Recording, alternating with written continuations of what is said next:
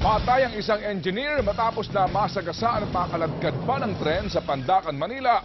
Kaninang madaling araw, nagpapatrol, Niña Corpus. Nakaladkad ng ilang metro si Ming Peralta ng tren ng PNR sa Pandacan matapos siyang mahulog sa platform kaninang madaling araw.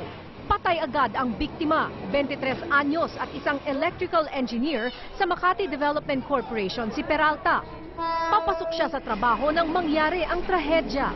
Nadulas to kasi during na nangyaring insidente, umuulan kasi. Kaya madulas yung floor doon sa area. Nalulungkot naman ang PNR sa insidente. Ayon sa security guard, nakatayo raw si Peralta sa yellow line nang dumating ang tren. Iniimbestigahan daw nila kung aksidente ito o sadya siyang tumalon. Isa, dalawa, at nandito na ako agad sa yellow line ng platform. Ganito kaiksi ito, kaya kung umuulan, maraming tao at madulas, hindi malayong mangyari ang isang aksidente.